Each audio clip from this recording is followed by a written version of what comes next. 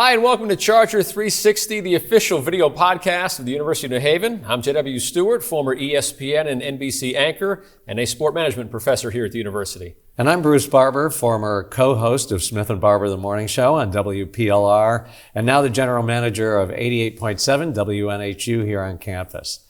Bruce, we've been waiting all season for today's guest. What a booking this is.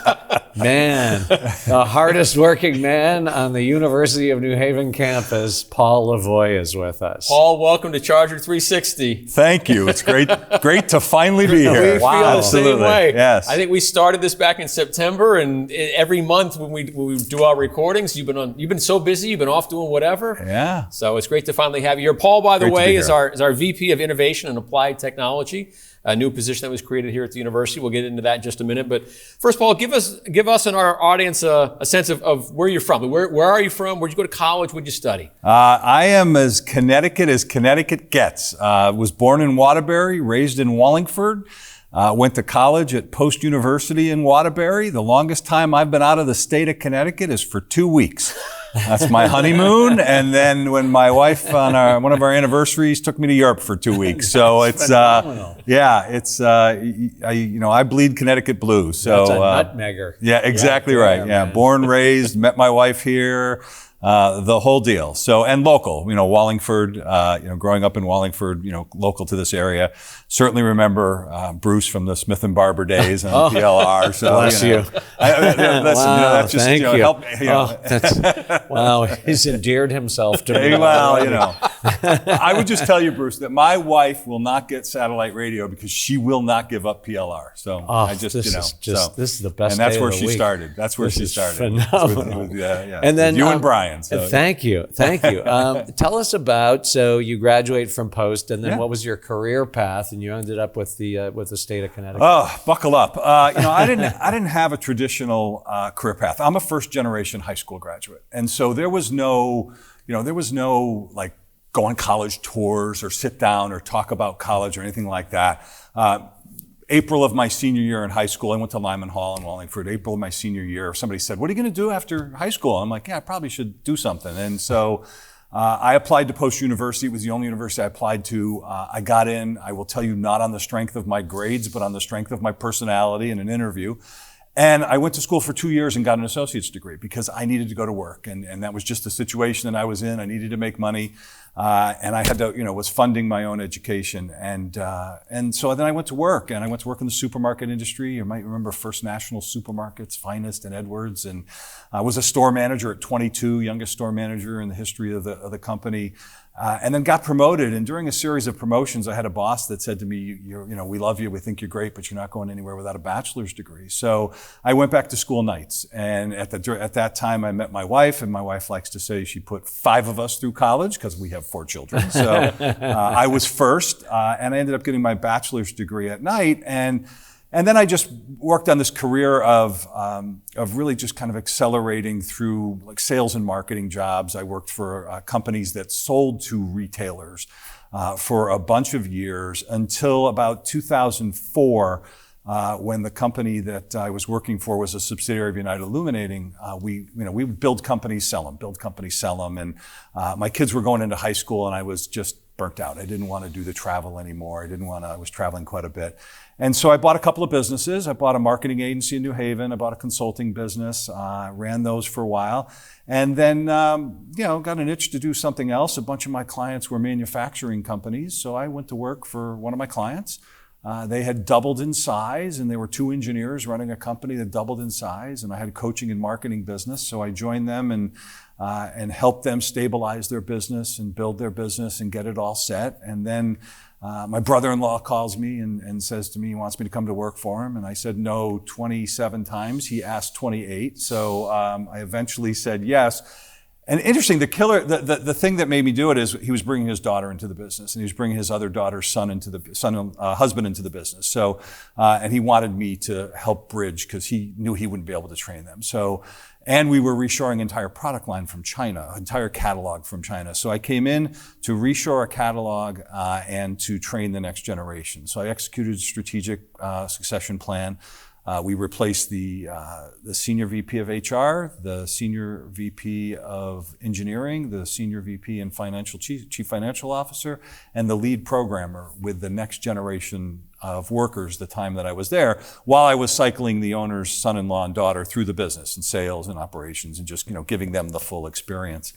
And at the time where, the company was running nice and smooth, the governor reached out and said, chief manufacturing officer is retiring and we think you'd be a great candidate. And so I served under Governor Ned Lamont for 3.5 years as Connecticut's chief manufacturing officer. It's the only state in the union that has this role. And manufacturing vitally important to the state of Connecticut, and lots of different advantages. And was incredibly happy in my role as the chief manufacturing officer, having a blast. And President Frederickson President Frederickson said, "Can you have lunch? Do you want to have lunch?" And I said, "Sure." And I went to his office to have lunch, and he put out this full spread. And I thought, well, this is going to be fun. This is not I go to lunches like this with the governor. I walked in, I'm like, this is a little bit fun. But President Frederickson laid out the vision for this university, and especially the 133,000 square foot former railroad salvage building and what we wanted to do there. And it just lined perfectly with what I was doing as chief manufacturing officer, but more importantly, what I was passionate about. When you think of my journey, and you think of a reduced lunch kid from Wallingford, Connecticut, that because of being born and raised in Connecticut, had these tremendous advantages presented to him. I just wanted to continue that legacy and to really help President Frederickson turn the University of New Haven into a university of choice, where students can know they can come here, they're going to get a great education. You can say that about any university, but more importantly, they're going to get experiential learning, and they're going to get the skills that they need to be better than ready, not just ready, to be better than ready in the workforce. So incredibly excited to be a part of this team and to really help President Frederickson build out the vision for the University of New Haven. As our VP of Innovation and Applied Technology, one of the things you are overseeing is this research and development part. Tell us a bit more about that, and what all is going to be included in that, and kind of the timeline to building it, and hopefully when we're going to open it. Yeah, so great question. So the timeline is really going to be predicated on fundraising. And so we've got about $10 million in private capital. We just got a $5 million grant from the state of Connecticut. We've got several proposals out with the federal government for congressionally directed funding, for plus-ups in the defense budget, for shipbuilding, and all of these other areas. And then, of course, our advancement team is out talking to high net worth donors about building things in the center. And then I have several proposals out to different corporations to build centers of excellence within the building. So we have enough money to start. We'll start this year on the construction drawings and all of that. We have planning and zoning approval.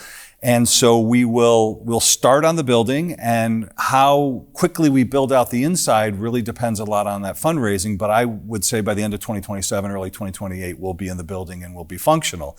What's going to go in it is the best part of this, because I laid out what I thought should go in it when I first joined here. And the only thing I know is that when it's done, it's not going to look anything like that. Because as we go out and we talk to industry about what they need, we're uncovering some great things. Like, I'll be in Washington, D.C.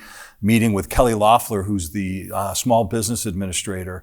And we're going to be talking about a supply chain resiliency hub in our building supported by the SBA around manufacturing, because the SBA is really doubling down on manufacturing and growing manufacturing, but yet reshoring and nearshoring and supply chain and supply chain risk analysis is all critically important. And when I was chief manufacturing officer, I brought a product into the state of Connecticut called Connex Marketplace, which is a national database. And so in partnership with Connex, the National Association of Manufacturing, Small Business Administration, and the University of New Haven, we're talking about creating a national hub for supply chain excellence, where companies can come, bring their supply chain challenges. Our students will work on those, and they'll get paid to do that, and then be able to build a more resilient supply chain. So that's just one idea of about 6 or 7 that I'm incubating right now that'll go into that center. And robotics and automation will be in there. Artificial intelligence will be in there. Financial crimes will definitely be in there from the Lee School. But this is a center that will cut across all 5 schools here, all 5 colleges and schools. It's not just engineering. It's going to be College of Business, Henry Lee, Arts and Sciences, Health Sciences.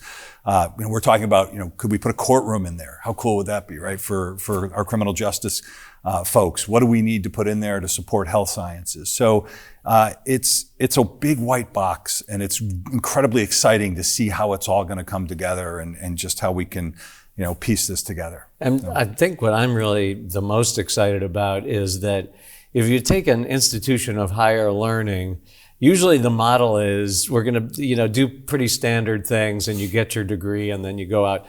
I love the fact that this vision is really to get a sense of what are the careers of the future. Things are changing so rapidly, and then being responsive to that, and then putting our students into the position to become part of what President Frederickson said, the elite workforce of the future. Yeah, it's we believe that higher education is seriously flawed right now. It's built on a just-in-case model, Bruce, as you were talking about. We're going to teach you a bunch of stuff just in case you might need it. We don't really know, but just in case. And the only way for institutions, higher education institutions, to survive is to be able to lean into industry and to be able to know where industry's going. It's like we need to be the Wayne Gretzky of education. We need to go where the puck is going.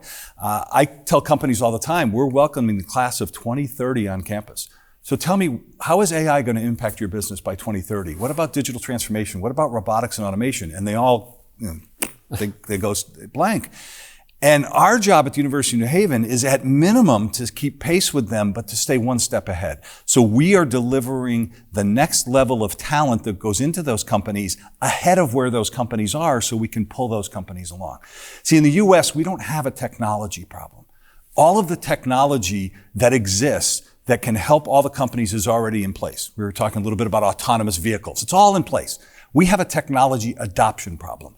We do not know how to quickly adopt these technologies, especially in the business sector. And so our focus in that center, and it's called the Elevation Center, is what we branded it, is going to be accelerate the adoption of technology. How do we elevate talent, technology, and innovation for businesses so that they can meet the future as they continue to grow, and have them grow here as well? We were talking before we started the show about autonomous vehicles. You think that that's something that's going to be coming down the road pretty soon? JW, my grandkids are not going to have to learn how to drive a car. They're not going to they're not going to need a driver's license. That's my prediction. Now, some people say I'm wrong, but the scary thing is I might be right. So, I think when you take a look at the future's already happened. Mm-hmm. I'm just trying to catch up to it. I think we're all just trying to catch up to the future. It's already happened. And when you start to take a look at artificial intelligence, we're in this area of what's called ANI, artificial narrow intelligence.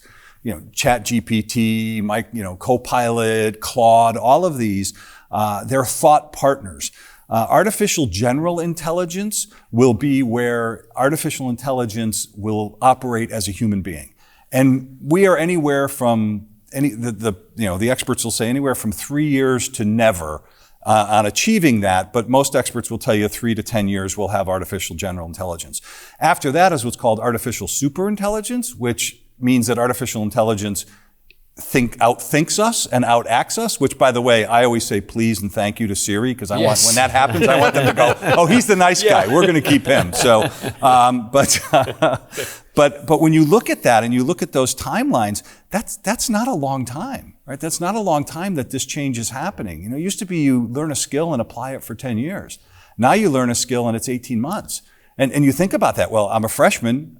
By the time I'm a junior, I need to be reskilled and upskilled. By the time I graduate, that may be perishable. I need to upskill and reskill. And knowledge is perishable. Typewriters. You go through typewriters and PCs and the internet and cell phones and mobile and now artificial intelligence. Technology is not a durable skill. No, think about it. Everybody was saying learn to code not that long ago. And now these new agents, you basically tell it to write the code. And so, one of the big professions of the future will be prompt engineering, right? Yes. Just learning properly how to add. So we need to be, and that particular technology is a couple of months old.